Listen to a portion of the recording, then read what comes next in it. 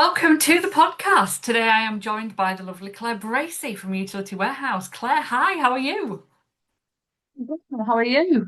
I'm good, yes. So you're here today to talk about your journey with UW, to give us some bit of an insight into your world and your success, because you have had some amazing success over the past however long it's been with UW, haven't you? It's been thoroughly enjoyable and Good. remains that way. Yeah, I do. I Good. love it. I absolutely love it.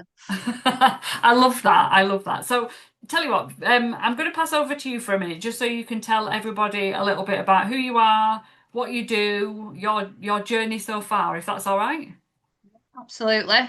So I think we'll start with saying that I am fully menopausal and brain fog is exceptionally real for me. So I may go off on tangents, Anna. You have to stop me if I start going in a completely different direction to what I'm supposed to be doing.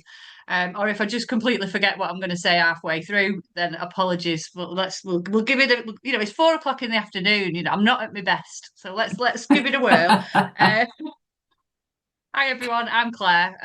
I live in Burnley, which is in Lancashire, with my two kids, Max and Alfie, teenage boys, absolutely feral, and my husband Lee. I was a police detective for 22 years, and I recently retired myself early in April this year, thanks to the business I built with UW. And my husband actually retired from the police as well through age, though he's old enough. I can't have my pension yet. 22 years, it's froze for many, many years. Lee's got his because he's old enough, bless him, and he retired in July. And so, but my story, I think you have to go back 7 years. So I've been with UW6, but you'd have to go back 7 years to get a grasp of what happened. 7 years ago, full-time police detective, husband in the police as well, two kids both with special needs. Both my lads have autism and other things going on, and we have zero childcare. Okay, most people have someone, they have a phone call. We have no one. So outside of school hours, it was just me and Lee, which is difficult in a job that is 24/7, which is what the police was 365 days a year. So we would be like passing ships in the night. We'd like WWF tag teaming each other to look after the kids. The amount of times we swapped children on car parks at work was unbelievable. And we worked all the hours God sends. Now, don't get me wrong, there was a lot of people worse off than we were, but we weren't thriving in any way, shape, or form. Two full-time police pay coming in, and we went to Cornwall once a year. That was our holiday. There was no time freedom and not an awful lot of money. We got by. We weren't poor. Don't get me wrong, but we were just getting by. And do you know what? I was used to it. It's what I'd always done. I've been in the cops for so long, so there was never any sort of like light bulb moment of I need to do something about this. It is what it was. And then one year in Cornwall in 2017, a big lump came up on Lee's neck. And doctor said, oh, it's probably viral, gave him some antibiotics while we were in Cornwall, but the lump didn't go away. So when we got home in the September, with literally it was his 7 year anniversary of his diagnosis just a few days ago. He had a biopsy and very, very out of the blue, told there and then off the back, I was there off the back of a night shift that he had cancer. Now Lee is super fit. He's an ex-footballer. He was a police officer. He went to the gym. He went running. He was really fit. Didn't smoke. Didn't drink. So it blew our world apart really because it was quite an aggressive cancer in his neck, and it had spread from his tonsils to his neck as well. So fast forward, there was 12 months of treatment. He had an operation. He had radiotherapy. He had chemotherapy. And you know what? The police were fantastic with us during that time because we both worked at the same place as well. And they did really look after us during that time in terms of time off, etc. And thanks to our wonderful NHS service, in the July the year after, we were told there was no signs of the disease, that the treatments had worked. But what he then had to do, and this will always stick in my mind, that doctor, he was high-fiving when he got told, it's gone. He was like off his head. But all I heard was, you've got to come back now for 5 years. And for 12 months, it was once a month. And then it went to every other month and so on, because there's a high chance of this type of cancer coming back. And I'll hold my hands up. Prior to this happening, I was somebody who didn't really believe in anxiety and stress. I thought it was an excuse that people, a bit like backache, can't see it, probably isn't there. Someone wants a day off work. I'll be honest, that was kind of our thought because as a cop, you tend to be not hard, but you've just seen so much and dealt with so much. You learn to protect yourself in ways that I was just like, it just doesn't exist. But I found myself living for his appointment, completely living for that appointment where they put the camera down his nose to show me that, well, they were showing them, but in my mind, they were showing me that that tumour has not come back. And I became like an expert in the back of his throat. It was ridiculous. I could see that it was all clear. And that was how life was for probably about 8, 9 months. And I developed what the doctors told me was really severe anxiety. I ended up on beta blockers because my heart was racing so fast. I wasn't sleeping, and I ended up getting signed off work for a couple of months because I were an absolute mess. Um, and it was during that time, so the sort of between 2018, 2019, that year of trying to get back to normal, back Lee being back to work, which he was thrilled about. He's always loved his job. Two kids that we never told what was happening because they were too young. So we were doing everything to try and protect them from everything, which is difficult because Lee ended up with a feeding tube. He lost all the ability to swallow because of the radiotherapy. So, and he'd lost half his body weight. He ended up looking like a skeleton. But they were young. They were like 6 or 7. So we got away with it. It was like he's got a sore throat.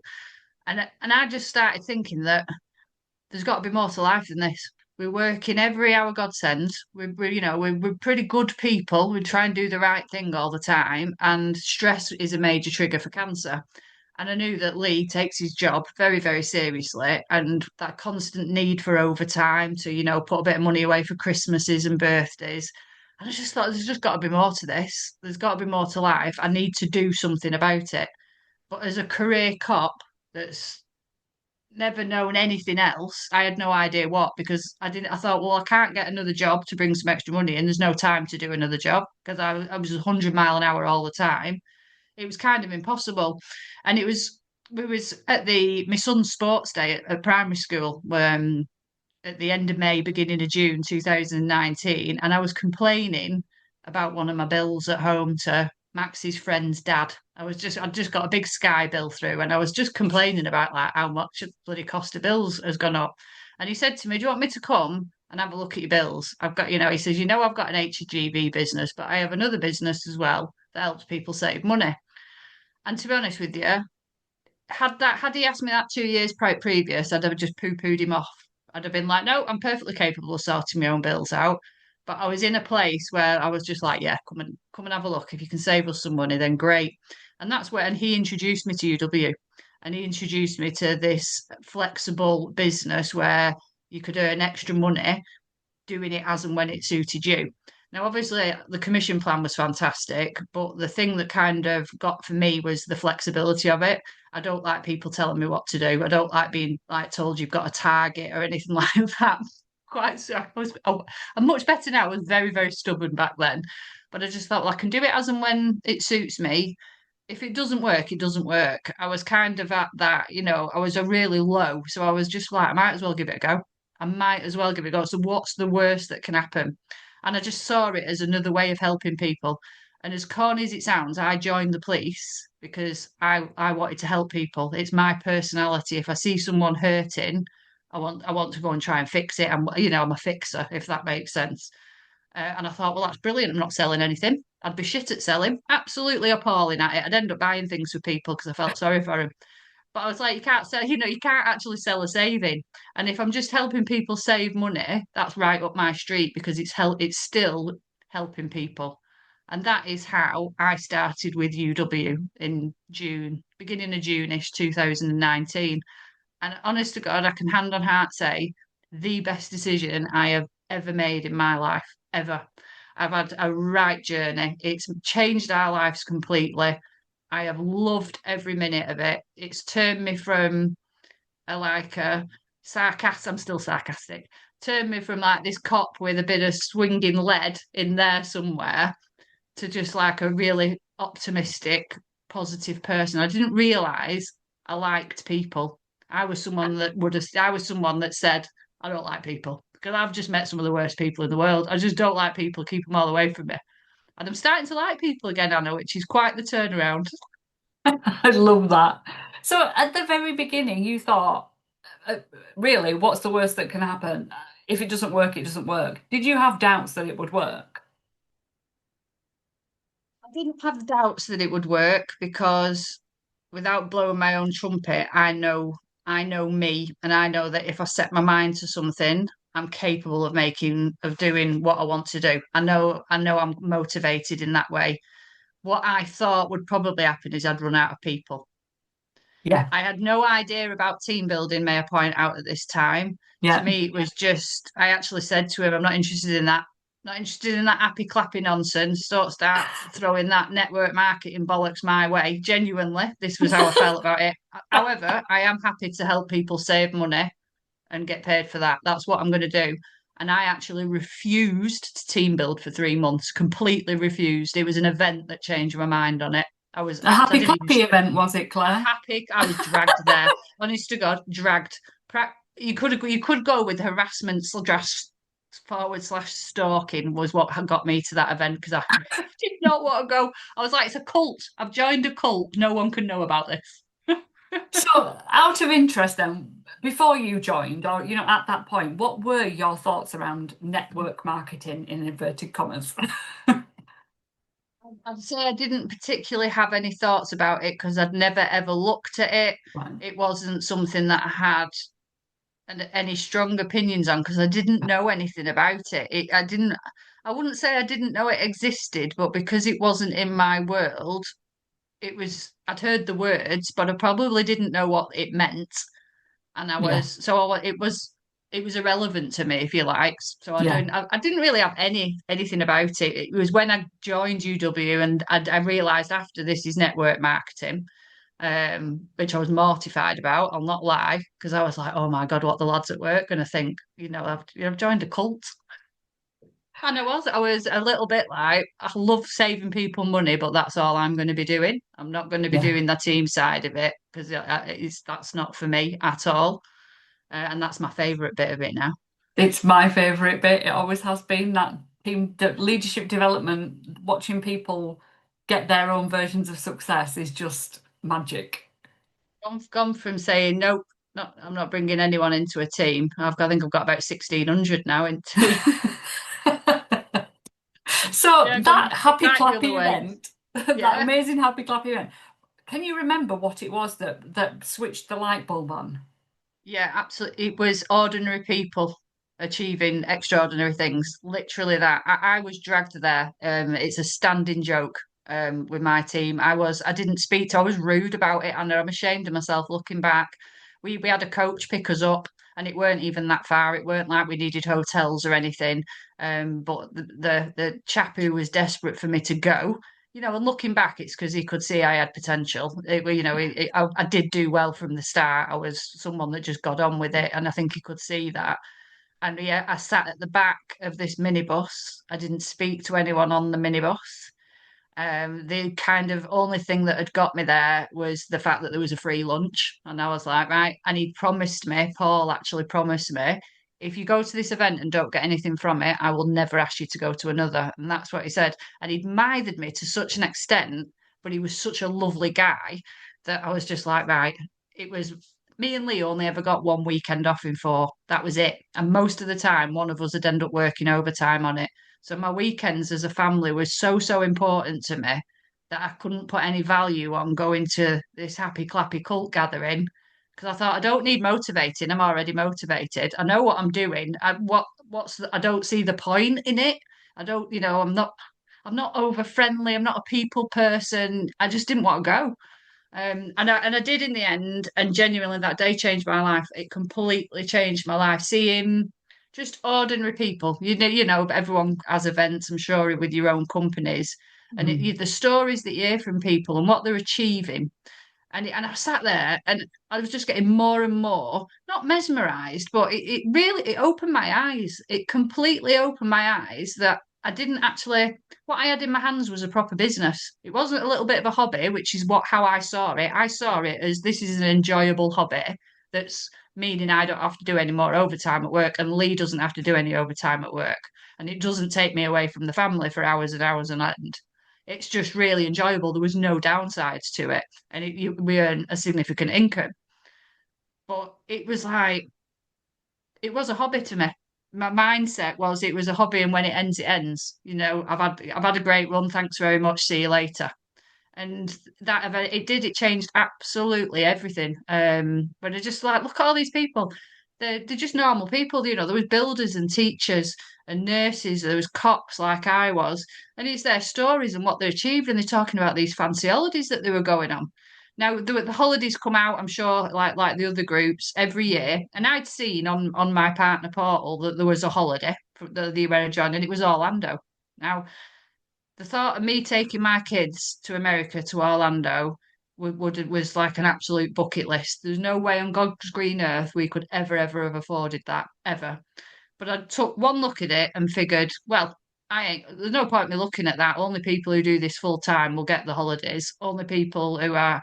So I'm not even. I didn't even look at it properly. I was just like, "Ugh, I'm not even joined at the beginning. I'm halfway through the year. I can't do it." I left that event. It had such a profound effect on me that I got home and I was stood on my chair waving a purple flag. I turned into the happy clapper. I got home, I walked in the house, and I said to the kids who wants to go to America. I mean, Lee's face, he was just like, "What?" And I was like, "Well, there's this holiday, I can earn it through UW. I've only got about 3 months left." And when you looked at where it was, I was about 20% done. That's it. And I only had about 3 months left. I was like, I'm going to do it. I'm going to do this holiday because, I'm going to take the boys to Orlando. And he was like, I can't. And the kids were off their head. And he was like, I can't believe you've just said that in front of them because they've got like, with their autism, they've got like photographic memories. They'll remind you of stuff years later. That you said this, but it was my way of being accountable because sometimes you're quite happy to let yourself down, but I know I'll never let my kids down. So in my head, it was, I'm not being stupid. This is my way of being accountable. That the fact that them kids are going to get to go to America will drive me because I'll have to pay for it. If I don't get it for free, it's going to cost me 20 grand to go because I've promised them now and I've got to follow that through. So yeah, changed everything. Power of events. Yeah. And did you achieve the holiday? I did. Yeah. And I've achieved one every year since. It's fabulous. Yeah. We've just come back from Greece. Amazing, amazing. So from that happy clap it, I'm not having anything to do with this. You've gone from that to what did you say, 1,600 teamies? Yeah, which is phenomenal. Yes, and what I've loved about it is I've done it in my spare time. I'm not Yeah. full time. Well, I say I'm full time now. I still do it part time, but I'm not in the police anymore. So I am incredibly busy in terms of work and the kids stuff. They have stuff every single night of the week and all weekend. So I've always been someone that's consistently done stuff in the nooks and crannies and found the time and done an hour here and done an hour there as and when I can and built it that way. And that's something I'm really keen to share with people. I think a real common misconception is that you've got to put huge amounts of time and effort and work to get up your compensation plan and you absolutely don't. It's consistent, good Yeah. activity that gets It you is. there. And It and is. I hit senior group leader Christmas Day 2023, and I didn't leave the police until April this year. So I've got to quite a decent level with my business in my spare time, and I want people to see that and believe that they can do it too. And that it isn't like I thought, where, well, there's no point even looking at that stuff because you've got to you just have Yeah. this presumption that you've got to put 100 hours a week in. I've So done, what do you honestly, think is different then between you doing that and those people who do have the full-time job but the excuses that I haven't got time? it just comes down to belief. Oh, it really does. If you believe in yourself and in your business, all sorts happen for you. If there's a saying in there, you can make money or you can make excuses. So a lot of it is what people's reason for joining is. If you hear about people's why they joined, my why was and still is so very strong. It was to make a better life for my family. Now I never ever in the first couple of years thought it would lead to me leaving the police. But it made our life better from day one. It brought that extra income in, which meant we didn't have to do overtime. I did go part time in the police very, very quickly from joining because I was able to drop hours, which was far better for the kids. So everything was positive. Um, and it's the belief when you're at the beginning, when you start something new, you're full of excitement. You've got something Yeah. new, you've had someone telling you how wonderful it is, Yeah. and it really doesn't take a long time for people's natural inner thoughts to turn that excitement into doubt. Yeah. And that, well, what if I can't do it? What if no one likes it? What if no one will, depending on what your business is, what if no one will buy from me? What if I don't know enough people? And people's mindset in general is not strong. Mm. I've got a strong mindset. I always have. My mum and dad used to say I was a right pain in bum. I'm an only child, so I was like little Miss Independent. So I think I've always had quite a strong mindset. But I think our jobs, as whether you're a leader within your business or you're just someone that is actually actively building a team, it's our jobs to help install belief into our new people Yeah. and to and that's it's a long process in general, but there are ways it can be done, from day one, because you'll have people who are low in confidence on themselves.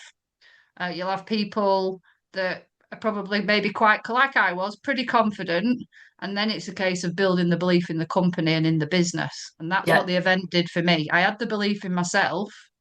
I just wasn't sure if I didn't know enough about the business and the company Yeah. to see it as anything more than a hobby. And that's the event opened my eyes to that.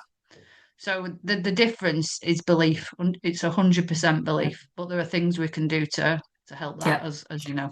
Yeah, and the one thing that I used to tell my leaders and my team, and I still tell my customers and clients now, is that you don't need to know how to train people. You don't need to know how to be a leader. You just need to know how to do the things that you've done so far and then show others that they can do that too and show them the potential and Mm. then be with them as they do that thing for themselves and yeah, that belief, that whole yes, you can do this. Well, and the well dones and the encouragement and the tapping them into that whole experience. Not necessarily all the happy clappy stuff, but the community and the support and showing other people like them that have done it, because then it does start to instill that belief, doesn't it? Yeah, absolutely. I mean, recognition is I'm really big on recognition, Mm. and it's funny because I used to be embarrassed about receiving recognition, and it's because you're not used to it.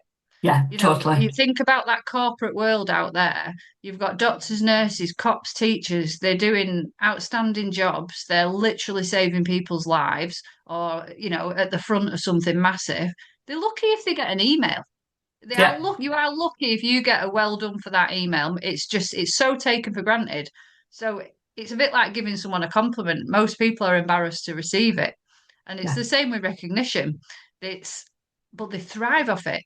I've yeah, never met anyone that does not, whether it's in secret or not, does not thrive off recognition, because it is just nice to be nice to other people. It yeah, is nice to say, I see what you're doing and bloody well done. And that recognition, it can be a message. It can yeah, be a little video, can be a little Facebook post, it can be in person at an event. There is so many ways that cost no money whatsoever that you can get your team going. And yeah, recognition is probably one of my number one things, because what happens is in your team, when people are being recognized multiple times a day for things, the people who are perhaps quiet and doing nothing and lurking in the background, they get FOMO. They yeah, get this fear of missing out. It's like, well, hang on a minute. This isn't just Claire that's doing really well at this. Look at all these different people that are doing really well at this. And I think that is something we miss out quite a lot. A lot of people shout the look at me, look at what yeah, I'm doing. yeah, yeah, And they do it on Facebook and they do it on different things. But people probably look at you and think you're a unicorn. They're yeah. pleased for you, but you're really good at sales, Anna. I'm not surprised you're doing well because you're really good at sales. Mm. Whereas if you champion other people and tell other people's stories and share, I've had a lad this morning promoted, a real significant promotion in the business. He's done phenomenal. He's a dad of three and he runs his own business as a barber. So I'll share that promotion, but what I'm really sharing is who he is. The Yeah. promotion is irrelevant because people who are not in my business don't understand what that means anyway. I want them to relate to him. So Are I you going to speak. shout him out? Brad Gore, double bonus group leader today. Honest to God, just the nicest guy you could ever meet, and it's so well deserved. He's really he's a brilliant lad. He's at Mastermind in Sophia as well. So yeah, Amazing. brilliant day Love to it. get it. But yeah, it's about showing other people and getting you might not be relatable to someone because someone might hold you in really high regard. Oh, you're so confident you can talk to Yeah. everybody. Right, well, let me show you 100 people that are different to that because you'll relate to one of them.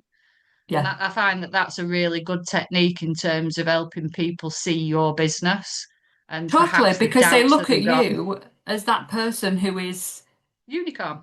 way out of their league. Yeah. Yeah, absolutely. They want somebody who is just like them that has got that next level of success that they think, "Well, actually, yeah, I could do that. They're Yeah, just like me, exactly I that. can do that." Yeah. Yeah. Yeah. Yeah. So, what do you think has been the hardest thing on your journey so far? Hardest thing.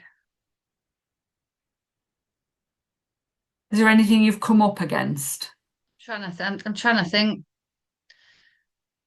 what I what I consider a problem compared to probably what most people consider a problem are not the same thing. I'll be honest with you. Yeah, It same here. from being in the police and from Lee's cancer and everything that we deal with our kids and what we go through with that, Mm, they're real life problems. I genuinely, my business, it's never caused me a problem. The problems that it's never caused me a problem. I actually said in my first 12 months, the minute this starts being a problem for me, I'm out because I yeah, don't yeah, have the time to deal with problems. And I think that's a massive thing is when in terms of if you've got problems with people leaving your business, or you'll probably find it's because they've come up against obstacles and yeah. challenges. And they're overinflating the idea of what a problem is. You know, I do something with my team, and you only have to do it once or twice, and people pick up quite quickly. But I might get a message saying, I've got a massive problem, Claire. When are you free for a chat? I've got a really big problem," and I'll ring me now. And then someone will ring me up, and before they speak, I will say who's died, and then it stops them in the tracks. So they say, "What? What?" It's like, "Who's died? No one's died. Right? Who's really ill? No one's really ill." I'm like, "Right, you haven't got a big problem then. Tell me what's going on." It's a way of changing the mindset of people in terms of what a problem is in life. You know, if Totally. someone doesn't want to buy your perfume or share your Facebook post, if a family member who you thought you could rely on doesn't want to let you look at the bills, is it really a big problem? It's not, is it? Let people choose what they want to do because there's a absolute ton of people out there that will support you. So Yeah, in too terms true. of I don't consider anything a problem. If what's been my biggest challenges, because every business has challenges. Biggest challenges. What's my biggest? Sounds awful. This, doesn't it? I can't think of big problems. Well, that's a good thing because you It see is a things good so thing. differently from other people. And I think that's what's made you so successful in such a short amount of time because you don't focus on the problems. And I think So when I'm I not was doing the saying, same thing, I never focused on the problems. I yeah, couldn't have told you, and I still probably couldn't tell you what the major problems were in my business. You know, yeah, the things that really stood out for me when I looked back. They're yeah, just not there. I mean, there was things that I probably dealt with wrongly because I didn't yeah, know, and there's probably things that I would do differently again. But 100%. no, Yeah, I would say as an answer is the problem has never been the business. There's not been problems. Maybe what I found the hardest then in terms of as my business has grown is getting over the fact that people are not everyone's like me. yeah, That and that yeah, and you know that people don't see the business for what it really is. People and it especially frustrating is when I've got someone who I can see so much potential in. Okay, when I've yes, got someone I just say, my God, you could be amazing at this, and they don't give it a fair shot. You know, yeah, it's frustrating, isn't it? But do you yeah, know what? It's their life, isn't it? yeah. It It's is. just you've just got to let people do what they want to do because I'll find somebody else that's wants to give it the best go. I found lots and lots of people whose lives have changed for the better as a result of it, which I absolutely love. I love the fact that I've had a tiny little piece of what's the word I'm listening, my brain fog's kicked in. I've had a tiny piece of brain fog involvement. That word will do. It weren't the word I was looking for in helping someone make a real difference to their family. I like Yeah, the I know fact what that you I think mean. Yeah, I've helped them believe in themselves. yeah, It's and look what you're doing now. yeah, Like Brad was a direct recruit of mine. And here's a story for you. So I actually went to him because he's a barber, and he cut my kids' hair at the time. So I actually went to him when I first started, when I'd got over the fact I wasn't going to recruit anyone, and I went to that event and I realised actually you do need to share this. It's not recruiting. You're sharing another way to help them. That's yeah, how I looked at it. It's another yeah, way to help people. And I've been doing people a disservice because I've only been showing them the savings, and perhaps some of these people might have really benefited from the actual earning side. So Brad was one of the first people that I spoke to about it. And he had three kids, and the twins were really young at the time. I think they were babies. So he was a customer, but he just said, I haven't got the time at the moment with the twins and the business. And his wife, Ashley, who's amazing, she ran her own business as well. She was self-employed hairdresser at the time. So their life was chaotic, just like mine was. And I could understand why he would say, I haven't got time. But I kept in touch with him.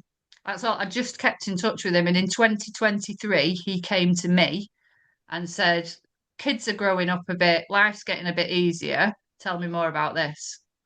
And, watching like what he's now achieved today and how far he's come because he's such a coachable young man. He's like a sponge for information. If you suggest to do something, he does it because he's just a sponge. And I think that when people are coachable, it's one of the things I look for in yeah, new team members is are they coachable? Because if they are, that's half the battle. That is literally half the battle because yeah, they'll take advice, they'll work a very simple system, and they'll fly from it. yeah, yeah. Wow. That's brilliant. And I was talking about something very similar on a previous podcast not so long ago about the fact that that was my biggest problem was the fact that people weren't like me and I didn't understand. I couldn't comprehend that they didn't want it as much as me. So I was trying to make them do the things. And that eventually it all just falls apart because they're not in it for the right reasons. They're not doing the things for themselves. They're doing it for me or they're doing it because they're being pushed into it and it's not the right way to do it. You've got to want to do Let it it for go. themselves. Absolutely. I always say you can't force someone to want to make money. No. And this is something I try and sort of teach down to people because it's a very, very common obstacle. Is the frustration that comes from new partners, especially for Yeah. newer people. They're so excited. They've just got the new first team member who quits within a Yeah. week or Yeah. something, and they're actually. And it's almost that frustration overtakes the fact that, hang on a minute, how much have you earned in the last 4 weeks? Oh, I've earned 3 grand. Right. So you've earned 3 grand, you've had one team member quit, and you're spitting your dummy out and throwing a pity party. And just sometimes it's just a matter of, putting things into perspective for people because, Yeah. so many people are a cup half empty, aren't they? Yeah. They could win a million quid on lottery and lose a fiver, and they'd focus on the fiver. Yeah. And it's just teaching people sometimes or trying to get people to self reflect about themselves Yeah. and take that responsibility of what do I need to do to get better at this business to help more people. And I think where some people will go wrong in terms of the leader side of it is I think leaders need to be rainbows in that they need to be able to adapt to their team. You can't Yeah. expect your team to adapt to you. Yeah. So the different personalities of the people in your teams, what drives and what motivates them, you've got to have the ability to get on board with that. Totally. Expect people to be like, well, hang on a minute, you're really soft and gentle. I need you to get on with it. Come on, come on, come on. It's not going to work. But that's what people do because they think, well, I'll force them to go quicker and faster. And you don't, you Yeah. put them off. Yeah, Let people been there, be, done it.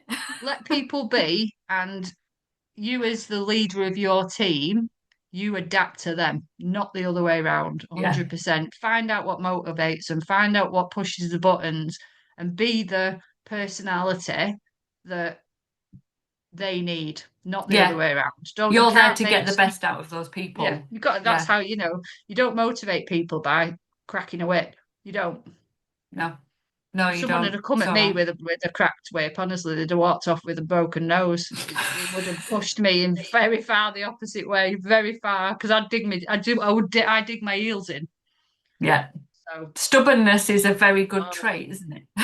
oh yeah, yes, yes. It's been said. My husband tells me I'm stubborn all the time. Yeah. Oh, thank you so much for being on this. This has been a great recording. Thank you. Can you tell people where they can come and find you if they want to find out more about you, your business, what you're up to? So I run things very simply. I don't like computers. I have paper diaries and I have one Facebook account which is literally my name, Claire Bracey. And you can find me on there, or my email is clairebraceyuw@gmail.com. Or I'm happy to if this goes on a WhatsApp or whatever, I'm happy to share my number. Anna's got my phone number if you want to get in contact. It's the best business in the world for the ordinary person. And Yeah, whatever the yeah, champ, like I said, the difference in, I have to say, this network marketing, I've gone from being embarrassed to be involved in it to being just so in love with it as a business model. So in love with it as a business model, what it can do for ordinary people. And whatever your company is, just give it your absolute best shot. That's the thing to do is give it your best shot, know your own value, and don't worry about other people not seeing the value in it, because you'll find the right people along the way. But build a team. Build a team. It's the most enjoyable part of it all. yeah, yeah, it is. It is. Thank you so much. You're welcome.